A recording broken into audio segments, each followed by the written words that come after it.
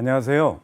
저는 법무법인 가원에서 패밀리 오피스 센터를 맡고 있는 배정식이라고 합니다. 제가 속한 법무법인 가원은 텍스를 전문적으로 하고 있고요. 제가 맡고 있는 패밀리 오피스는 텍스를 기반으로 해서 여러분들의 자산 관리, 신탁, 후견, 상속 증여, 그리고 기업 승계에 대한 문제들을 같이 고민을 해드리고 있습니다. 오늘은 세금 이야기를 좀 해보겠습니다. 특히 이제 상속 증여와 관련된 기본적인 개념 정도로 말씀을 드리면서 도대체 이제 신탁에 어떤 성격이 결합이 되면 정말 효과적인 자산 관리가 될 수 있을지 한번 같이 생각을 해보도록 하겠습니다. 자, 여러분들 상속세 또 증여세 이런 걸 하면 요즘에 어떤 게 연상이 되시나요? 저는 최근에 이제 상속세 관련된 기사들이 이제 많이 눈에 띕니다. 다 아시겠지만 삼성가의 이야기들이 많이 나오고 있죠. 뭐 작년 21년도에 4월부터 상속세 분납을 하고 있다라는 소식이 나오는데 요즘에 이제 그 기사가 연간이 납부하게 되는 이자만 연간 2천억 원 이상이다. 이런 이제 기사를 또 보게 됩니다. 또 하나는 여러분들 그 기획재정부가 이제 단숨에 NXC의 2대 주주가 되었다. 이런 이제 기사도 보셨을 것 같습니다. 그 회장님이 세상을 떠나시고 유족들이 납부하셔야 되는 그 세금을 결국 가지고 계시는 지분을 이제 국가에 물납을 하게 된 겁니다. 이러다 보니까 국가가 결국 단숨에 2대 주주가 됐다라는 이제 이런 기사를 보셨을 겁니다. 자, 그런데요. 상속 증여 문제가 과연 이런 이제 대기업들만의 문제다 이렇게 지금 치부할 수 있을까요? 이제는 나의 문제다. 우리 주변에 있는 모든 사람들의 문제가 아닐까? 이 상속세 부담이라는 게 이런 대기업과 큰 기업 재산을 가진 사람들만의 문제가 아니다라는 것을 우리 요즘에 이제 피부로 느끼고 있습니다. 과거 이제 1999년도에 상속세제가 개편이 됐던 그 시기를 좀 비교를 해보았더니요. 국내 총 생산이 당시에 2000년도에 651조 정도 됐습니다. 그랬더니 20년이 지난 2020년을 봤더니 1933조로 이제 전체 규모가 커졌죠. 자, 쉽게 이걸 좀 풀어서 생각을 해보자니까 당시에 대치동 음마아파트가 1999년도에는 2억 원대였습니다. 그런데 2020년대가 되니까 20억 원대가 됐죠.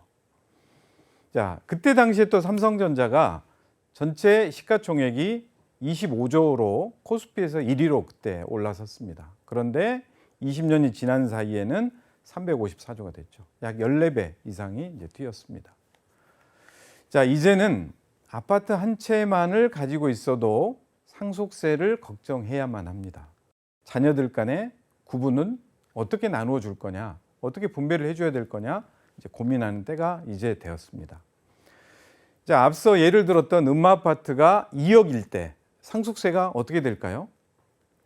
공제 부분이 있습니다만 우리 상속세는 그냥 사망하게 되면 피상속인을 위해서 기본 공제가 일괄 공제 최소 5억 원이 있습니다. 5억 원.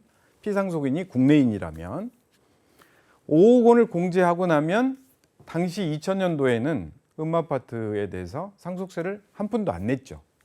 자, 그런데 지금 현재는 어떨까요? 20억 원에 배우자가 있으면 배우자 공제가 최소 10억, 5억까지 해서 일괄 공제 5억, 배우자 공제 5억에서 10억의 공제가 빠지지만 만약에 그렇지 않고 일괄 공제 5억만 공제가 됐다라고 하면 15억 원에 대해서는 약 4억이 넘는 상속세를 여러분들이 납부를 하셔야만 할 겁니다.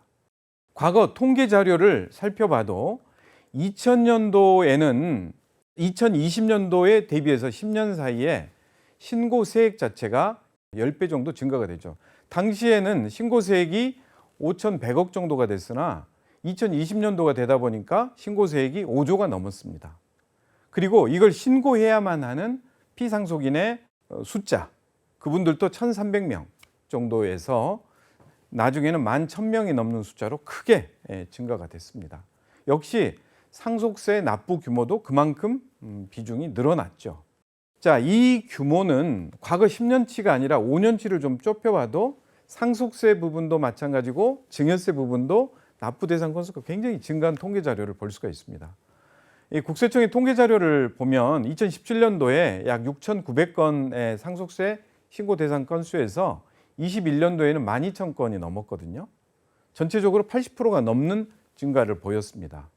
상속세뿐만 아닙니다. 증여세 부분도 굉장히 많이 늘어났죠. 오히려 증여세는 그보다 훨씬 더 많이 늘었습니다. 2017년도에 14만 건 정도에서 2021년도에는 28만 건에 육박하는 숫자로 증여세가 굉장히 많이 늘었죠. 부동산의 결국 보유세가 늘다 보니까 고령자들도 재산을 자녀들에게 혹은 손주들에게 증여를 해야 되겠다. 이러다 보니까 결국 우리가 기재부에서 예측했던 증여세 추계 예산, 추계 그 세수도 어긋날 정도로 시장은 이렇게 빠르게 변화를 하고 반응을 하는 것 같습니다. 이제 이런 걸 보면은요, 이 과연 상속세, 증여세 문제가 돈 많은 사람들의 문제냐? 이렇게 이제는 아니다. 이제 한국 사회가 과연 상속의 문제를 어떻게 풀어낼 거냐 하는 게 일반인들의 경우에도 세금 문제를 굉장히 관심 있게 들여다봐야 되는 그런 때가 된 것 같습니다. 저도 실무적으로 많은 분들하고 이야기를 하는데요. 상속, 증여와 관련된 세금 관련된 부분들에 궁금한 내용들이 많이 있습니다. 그 유형이 여러 가지가 있습니다만은 전문적인 부분들을 차치하고 제가 한 3가지 정도로 유형을 나눠 가지고 좀 짚어볼 수가 있을 것 같습니다. 첫째는 상속과 증여는 어떤 차이가 있어? 상속이 좋아? 증여가 좋아? 어떤 게 더 좋을까? 이런 고민. 그 다음에 자, 증여가 좋을지 상속이 좋을지는 각 가정마다 다를 수 있는데 그러면 증여하는 것이 상속보다 얼마나 절세가 될까? 이 이제 절세 측면에서 바라보는 상속과 증여의 관점. 자, 그리고 또 하나는 자, 내가 가지고 있는 재산을 어떻게 상속하고 또 어떻게 증여하고 또 어떤 재산을 누구에게 상속하거나 증여해야 될 것인가. 이런 문제가 우리가 가지고 있는 고민의 3가지 정도 유형이 아닐까 이렇게 생각이 됩니다. 첫 번째가 상속세와 증여세 세율은 어떻게 되나? 증여세율이 더 싸지요? 이렇게 이제 물어보는 분들이 계십니다. 예. 자, 첫 번째 질문은 어떻게 되나요? 우리나라는 상속세율과 증여세율은 동일합니다. 상속세가 더 비싸거나 증여세가 더 싸거나 이런 게 아니라 우리 현재의 상속증여세법에서는 금액에 따라서 적용되는 상속세율과 증여세율은 동일합니다. 1억 원 미만일 때에는 10%, 1억 원 미만, 예를 들어서 1억까지는 10%의 세율이 적용이 되고 그 1억을 초과하는 1억부터 5억까지는 20%의 세율이 적용이 됩니다. 또 5억부터 10억까지는 30%, 또 그 10억을 초과해서 30억까지는 40%, 그리고 30%를 넘는 초과한 금액은 최대 50%까지 적용이 되는 거죠. 자, 그런데 여기서 이제 또 하나 오해가 있습니다. 내가 가지고 있는 재산이 아파트 2채, 상가 하나가 있다. 근데 이런 경우에 금방 서울에 있는 아파트 재산 가치가 50억이 넘었다. 그러면 상속세율 혹은 증여세율이 전부 다 50% 적용이 되는 게 아니라 전체 내가 가지고 있는 재산에서 그 누진 공제를 해주게 됩니다. 예를 들어서 내 재산이 40억이다 라고 한다면 내 과표 구간은 상속을 하든 증여를 하든 50% 구간에 해당이 되죠. 그러나 거기에서 30억까지 적용이 됐던 낮은 세율로 적용이 됐던 그 세금을 공제를 해줍니다. 그래서 만약에 이제 30억을 초과하게 된다 그러면 전체 50% 마이너스 4억 6천을 공제해 주어서 내 세금을 도출하는 그런 절차를 갖게 됩니다. 두 번째, 내가 사망하고 과거에 증여한 재산이 있습니다. 이 증여한 재산은 사망하게 됐을 때 언제까지 상속 재산에 포함이 되느냐 하는 질문들을 하십니다. 자, 상속인들에게 내가 증여를 해 주었습니다. 자녀가 3명 있는데 각각 1억씩 10년 이내에 증여를 해 주었습니다. 20% 구간대로 증여를 해 주었죠. 그런데 사망할 시점에는 내 재산이 그보다 적다 하더라도 과거 10년 이내에 증여한 재산은 사망 시점에 과표로 포함이 됩니다. 그리고 과거 증여해 주었던 재산으로부터 증여 신고한 그 금액은 공제를 해주게 됩니다. 바로 이제 이게 두 번째 이유입니다. 그래서 우리가 증여 상속을 절세를 하고자 한다면 미리미리 주어서 10년 단위로 그 이전에 증여한 재산은 사망 시 상속세 과표에서 빠지는, 절세되는 전략을 많이들 이야기를 하게 되죠.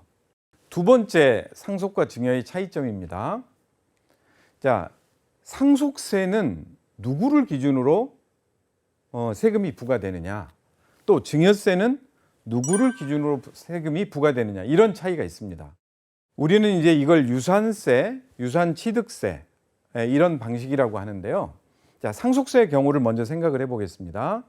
부모님이 가지고 있는 재산이 만약에 40억이 있습니다. 자녀가 4명이 있습니다.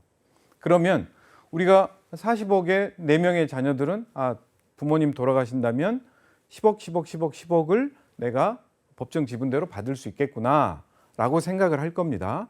이때 상속세는 받는 사람, 다시 말해서 상속인들 기준으로 10억 기준으로 내가 내면 되겠구나 이렇게 생각을 하는 분들도 계십니다. 근데 상속세는 그게 아니고 피상속인, 돌아가신 아버님 기준으로 40억의 재산을 기준으로 상속세율을 부담을 하게 됩니다. 자, 아까 처음에 말씀드린 것처럼 10억이라면 내 세율 구간은 몇 프로겠습니까? 세율 구간은 30%. 그러나 아버지의 재산이 40억이기 때문에 30억이 초과되는 50%에도 세율이 적용이 된다. 결국에 요즘에 논의되고 있는 유산세 방식이 맞느냐, 유산 취득하는 취득세 방식이 맞느냐라고 논의가 나오는 이유가 바로 이런 것들입니다.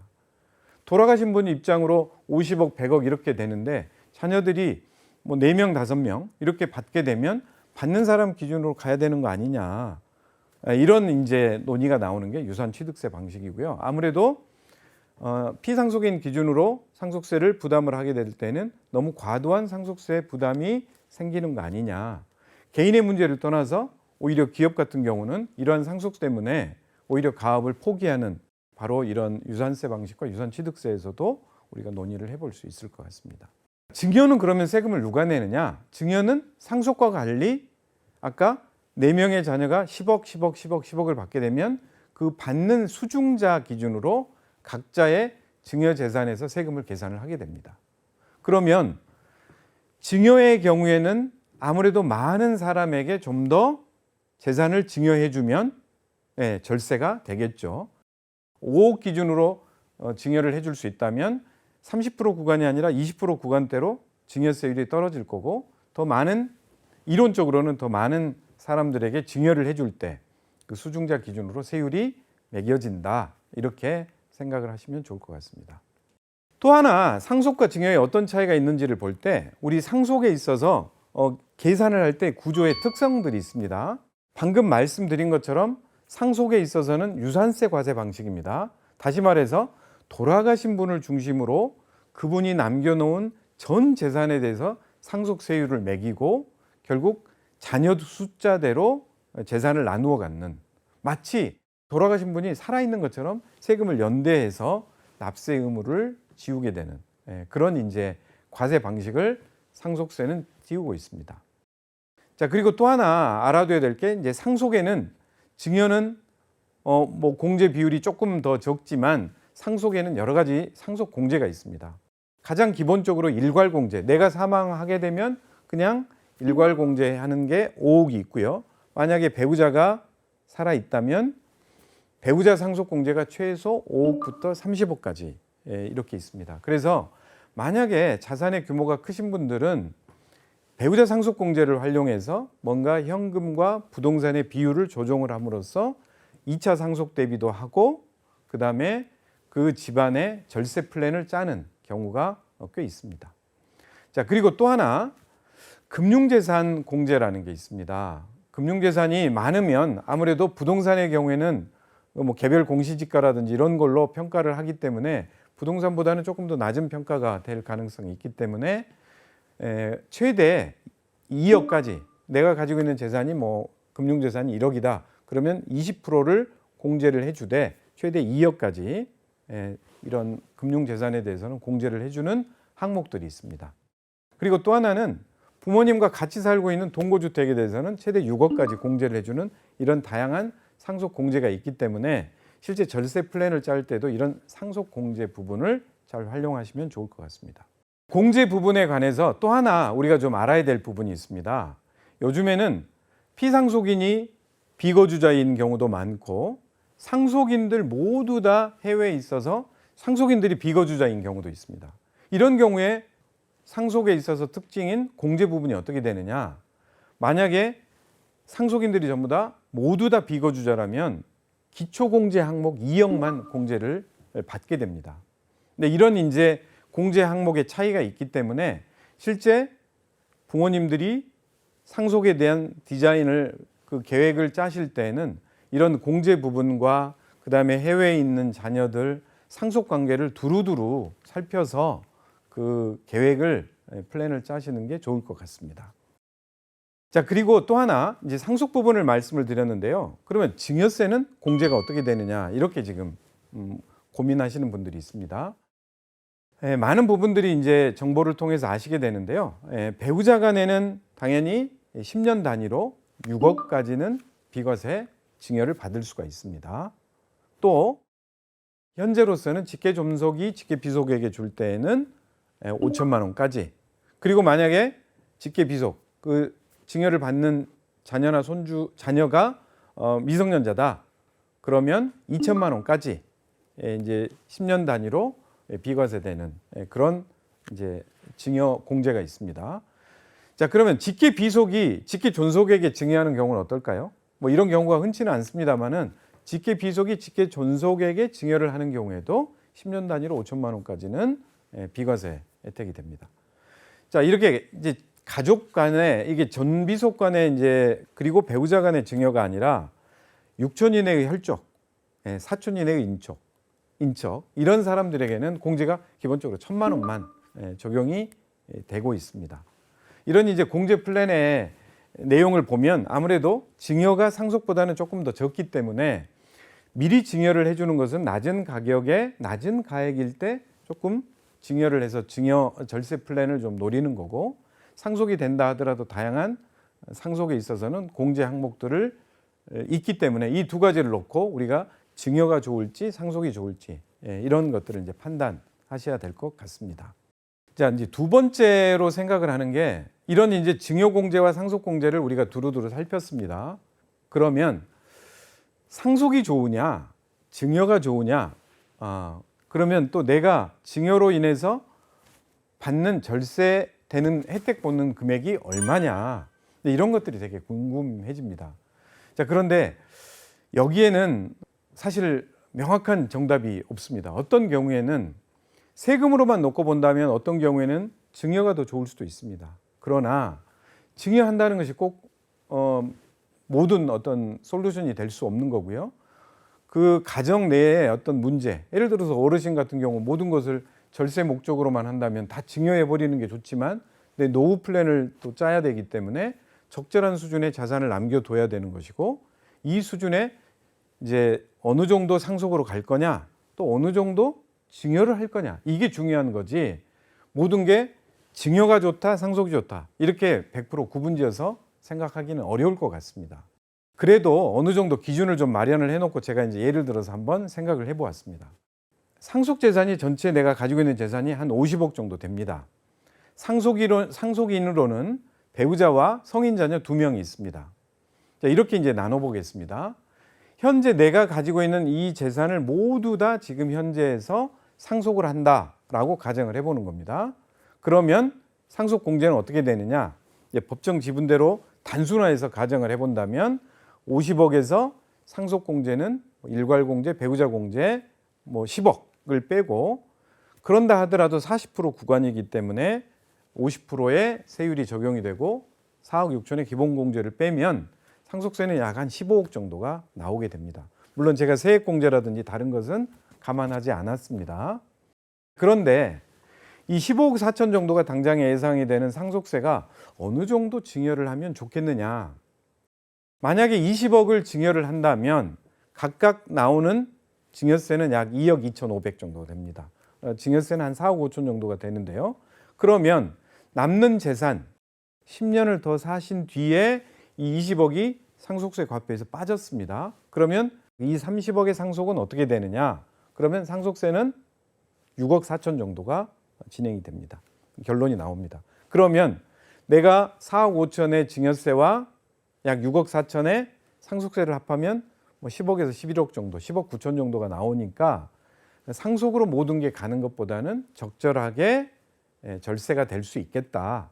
이렇게 아주 단순해서 비교를 해볼 수 있습니다. 물론 아까 말씀드린 것처럼 내 가정의 형편, 그 다음에 나의 노후, 배우자의 노후, 다양한 변수들이 들어갈 겁니다.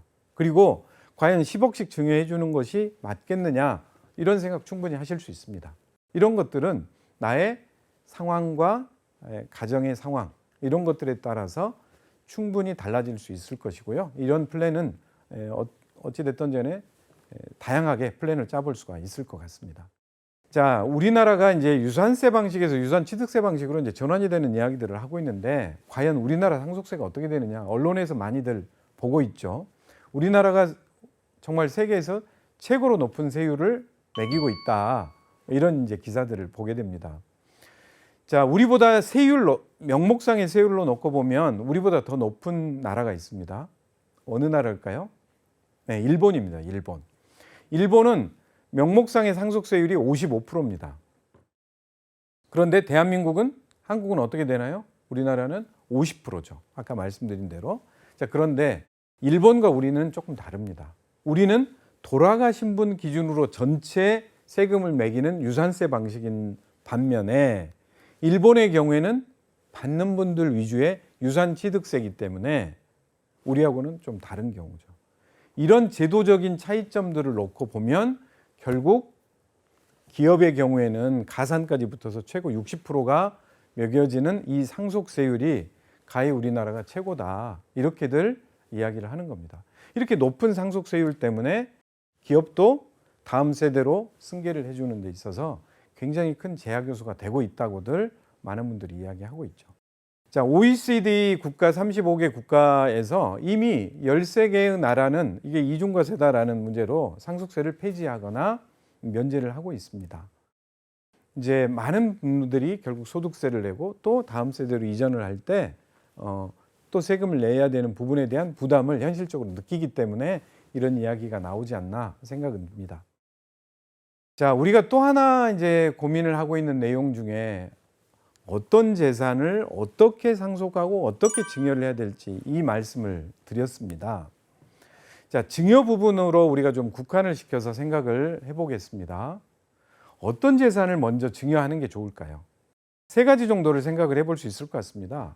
현재 증여를 한다는 것은 미리 주는 거기 때문에 아무래도 지금보다는 시세보다는 낮게 평가되고 있는 재산들, 예를 들어서 실제로는 굉장히 고가로 거래되고 있지만 평가의 여러 가지 방법상 그래도 좀 낮게 평가가 되거나 이런 재산들은 미리 증여를 해서 수중자가 그 재산의 이익을 얻을 수 있는 방법을 생각을 할 수 있을 것 같습니다. 또는 역으로 또 향후에 지금 증여를 해주면 향후에 가치 상승이 예상되는 재산들, 이게 꼭 부동산일 수도 있고요, 아니면 주식도 향후에 오를 수 있을 거다라고 생각하는 다양한 이제 주식들도 여러분들 생각하실 수 있을 겁니다. 이렇게 가치 상승이 예상되는 재산에 대해서는 미리 다음 세대의 혹은 뭐 수중자에게 주게 되면 그 가치가 상승되는 부분은 결국 비과세되는 혜택을 누릴 수가 있겠죠. 또 하나 생각할 수 있는 게 있습니다. 바로 수익이 발생하는 재산입니다. 자, 수익 발생하는 재산을 듣는 분들 입장에서는 수익 발생하는 재산은 내가 가지고 있어야지 수익 발생하는 재산을 다음 세대로 줘버리면 이게 어떻게 되나? 이런 아마 의문이 생기실 것 같습니다. 만약에 내가 가지고 있는 재산에 임대료를 한 달에 1,000만 원 받고 있는데 50%를 자녀에게 증여를 해줬습니다. 그러면 수중자인 자녀가 임대소득의 50%는 본인의 소득으로 귀속이 되겠죠. 그러면 어린 자녀나 어린 손주가 본인의 소득으로 쓸 수 있으면서 다른 형태의 자산을 취득할 때 그 근거되는 재원이 될 겁니다. 바로 이러한 점에 착안을 해서 수익이 발생하는 재산의 경우에는 적절한 증여가 필요할 겁니다. 자, 그러면 구체적으로 어떻게 증여를 하는 것이 절세 플랜에 도움이 될까요? 증여인 경우에는 결국 수중자가 세금을 납부하기 때문에 한 사람에게 증여를 하는 것보다는 두 사람보다는 세 사람, 그리고 그 자녀들보다는 손주들에게 여러 그 수중자들에게 증여를 해주는 게 결국 그 증여세율을 낮추어가는 첫 번째 방법일 것입니다. 또 하나 상속에 있는 팁입니다. 상속을 할 때 아까 말씀드린 것처럼 증여를 하고 나면 상속인들에게 증여한 재산은 10년이 경과되면 상속세 과표에서 빠지게 됩니다. 그런데 상속인이 아닌 사람들, 우리 가정에서 상속인이 아닌 사람들이 있습니다. 누군가요? 바로 손자, 그리고 사위, 며느리가 바로 상속인이 아닙니다. 이렇게 상속인이 아닌 가족들에게는 5년 증여를 하고 5년만 경과가 되면 바로 상속세 과표에서 빠지게 됩니다. 바로 이러한 어떤 기간의 팁을 활용을 해볼 수가 있겠죠. 그래서 연세가 좀 많이 드신 고령자인 경우에는 10년을 내가 기약을 할 수 없다라고 한다면 손주에게 주어서 5년 동안 경과가 되면 과표를 줄일 수 있는 이런 이제 방법들을 생각을 해볼 수 있을 것 같습니다. 자, 그리고 이제 상속 증여의 절세 플랜인데요. 자, 우리 이제 할머니, 할아버지들이 많아지셨어요. 할머니, 할아버지들이 자녀들에게 1차 증여나 상속을 하고 그 다음에 2차 증여가 순차적으로 이루어진 상속 증여 세대 이전이 좋을까? 아니면 내가 바로 손주에게 상속이나 증여를 해주는 게 좋을까? 이제 이것들을 생각을 해보실 것 같습니다. 우리가 이제 흔히 세대 생략 증여 혹은 세대 생략 상속이라고 합니다. 자, 제가 이제 예를 들어서 금액 계산을 한번 해봤습니다. 현금을 20억을 증여를 합니다. 자, 1차 자녀에게 증여를 하고 또 2차 자녀에게 증여를 했더니 증여세 합계가 9억 7천이 나옵니다. 자, 그런데 세대 생략을 하고 바로 손주에게 줬더니 약 7억 8천, 1억 9천 정도의 세금이 절감이 되는 효과가 나오죠. 자, 물론 그 사이에 자녀가 증여를 받고 상속을 받고 자금을 다른 용도로 쓸 수 있기 때문에 이건 뭐 현실적이지 않다 이렇게 생각할 수는 있습니다만, 일단 세제 생략의 경우에도 충분히 우리가 상속 절세 팁에서도 우리가 생각을 한번 고려할 수 있겠다 생각은 듭니다. 다만 이제 세대 생략을 하게 되면 순차적인 상속보다는 내가 납부해야 되는 상속세보다는 30%, 증여세보다는 30%를 더 추가해서 부담을 해야 되는 것을 감안하시면 좋을 것 같습니다. 자, 결론적으로 어떤 재산을 누구에게 어떻게 증여해야 될 거냐, 상속해야 될 거냐, 이것은 참 다양한 여러 가지 조건과 변수가 따를 것 같습니다. 일단 그래도 기본 원칙을 생각을 한다면, 자, 수중자별로 증여를 한다면 수중자별로 10%, 20%, 30%, 40%, 50% 있는 이 구간을 나누어서 여러 번 낮게 적용을 하는 것이 그래도 중요하지 않겠느냐 하는 첫 번째 원칙을 꼽을 수 있을 것 같습니다. 상속인 간에는 10년마다, 상속인이 아닌 가족에게는 5년마다 이렇게 이제 해볼 수 있을 것 같습니다. 자, 그렇다면 재산 규모가 내가 5억에서 10억 정도다. 그러면 상속 공제가 다 10억이 배우자가 있다면 적용이 되기 때문에 세금이 없는 거죠. 그럼 역시 이런 경우에는 증여보다는 상속이 더 유리할 수 있을 겁니다. 내 노후를 위한 돈으로만 오히려 쓰는 것이 유리할 수도 있겠죠. 자, 그런데 재산 규모가 10억을 초과했다. 그러면 세율 구간은 내가 30% 구간대에 들어갑니다. 이런 경우에는 증여를 약간 이제 10% 구간대, 1억 단위 뭐 이렇게 이제 세율 10% 구간대로의 증여를 좀 활용해 보는 것을 권유드리고 싶습니다.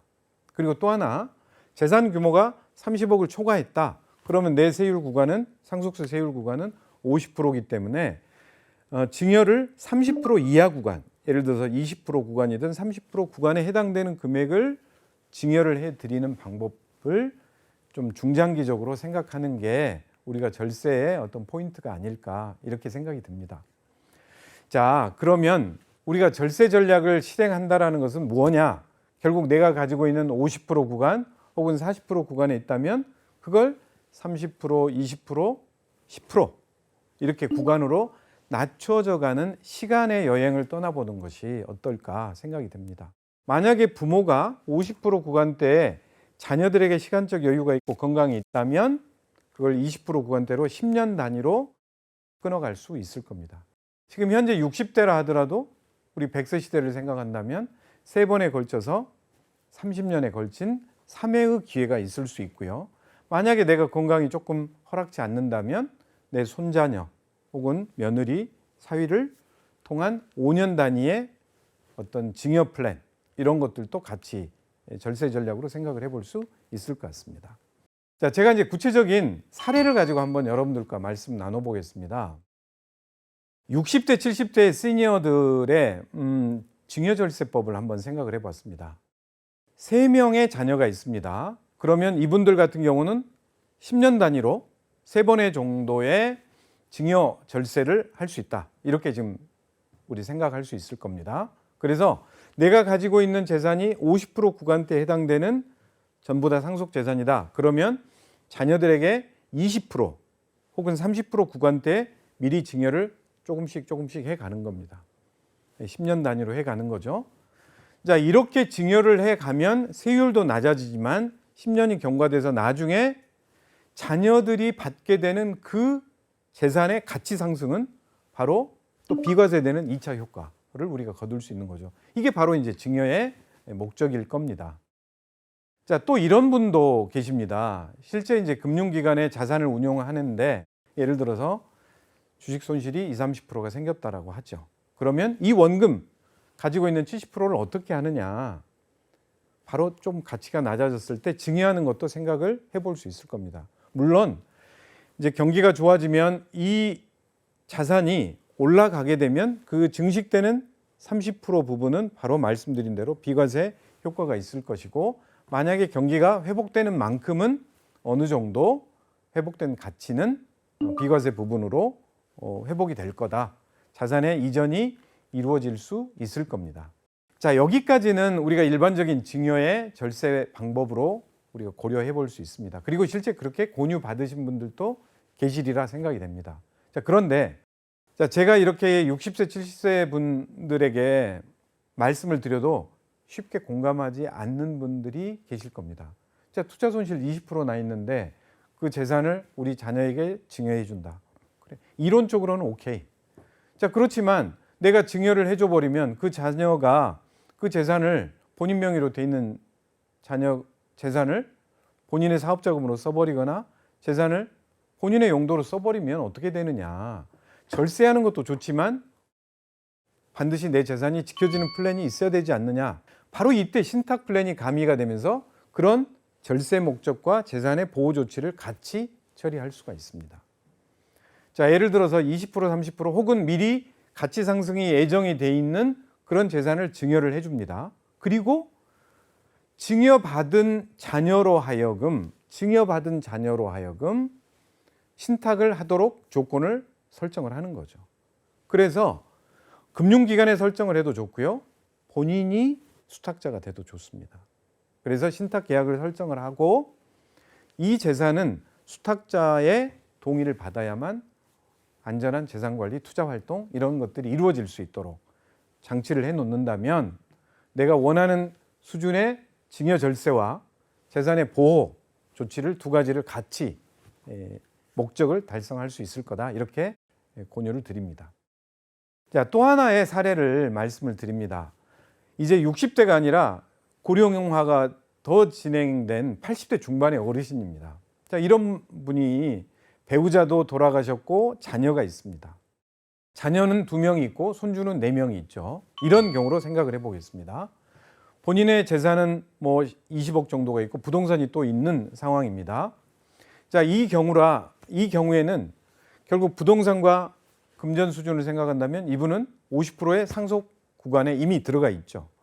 본인이 고령의 상태에서 그냥 사망을 한다면 오히려 높은 상속세율이 적용이 되기 때문에 10년의 기간은 나에게 너무 길다. 이렇게 생각한다면 아까 말씀드린 대로 5년의 기간만 증여하면 과표에서 빠지는 손자, 손녀들을 위한 증여 절세 방법을 생각해 볼 수 있을 것 같습니다. 자, 만약에 내가 가지고 있는 재산을 손주들에게 증여를 해줬습니다. 부동산을 증여를 해줬습니다. 그런데 증여받은 이 부동산에 대해서 또 20대, 30대 된 자녀들이, 손주들이 마음대로 내가 살아있는 동안에 써버릴 수도 있겠죠. 이 경우에도 신탁으로 재산을 보호할 수 있습니다. 방금 앞서 60대의 증여 플랜과 동일하게 기간이 5년이고 손주에게 혹은 자녀들에게 같이 혼합해서 증여를 해줬다 하더라도 증여받은 자들로 하여금, 자녀들로 하여금 혹은 손주들로 하여금 신탁 계약을 하게 하고 그 신탁 계약의 관리 방법을 할아버지와 협의하도록 그런 방법을 설정을 해 놓는다면 결국 그 재산의 온전한 관리가 유지되면서 다음 세대로 이전이 되는 증여 절세 플랜도 같이 달성할 수 있을 겁니다.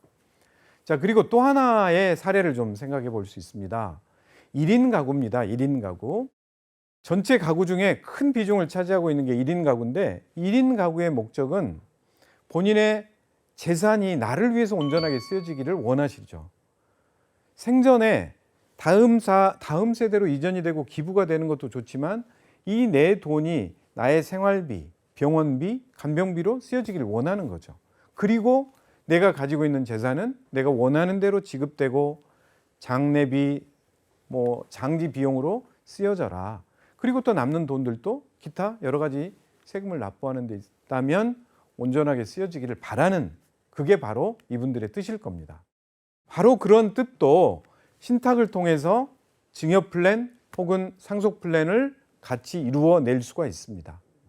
자, 1인 가구가 가지고 있는 재산을 신탁이라는 제도를 설정을 하고 그 신탁의 재산을 옮겨놓고 그분이 아플 때, 그분이 실제 병원에서 어떤 일을 하실 수 없을 때에도 수탁자가 그분을 위한 생전 관리와 사후에도 장례와 장지의 문제, 그 다음에 온전하게 사회 공헌 활동을 하실 수 있는 그런 처리 문제를 다 진행해 드릴 수 있을 겁니다.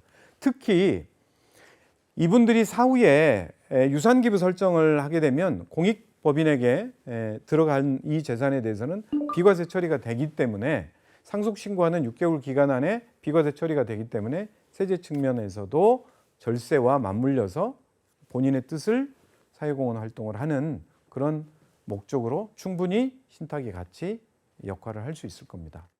방금 말씀드린 것처럼 1인 가구 비중이 정말 많이 늘고 있습니다. 우리나라 전체 5,100만 명 인구 2천만 가구가 있다고들 이제 흔히 이야기하는데 그중에 30%가 넘는 가구가 1인 가구고요. 물론 젊은 사람, 나이 드신 분들 골고루 섞어져 있지만 일본의 예를 들어본다 하더라도 1인 가구의 비중은 35%, 40% 이렇게 계속해서 늘어날 것이고 우리의 가족 구조도 이렇게 늘어날 겁니다. 이렇게 독립화되어 가는 가정의 어떤 그 재산의 관리, 그다음에 삶의 어떤 버팀목 이런 것들이 바로 신탁이 그 역할을 할 거고요.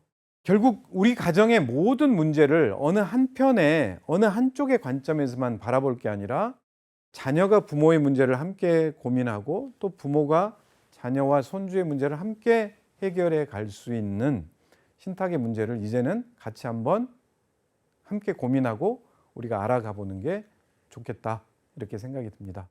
오늘은 상속 증여세 그리고 일반적인 절세 전략 그리고 신탁 제도가 결합이 됐을 때 절세와 함께 재산의 안전한 관리 어떻게 풀어갈 수 있을지 사례로 알아보았습니다.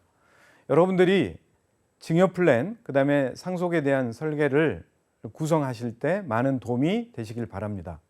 감사합니다.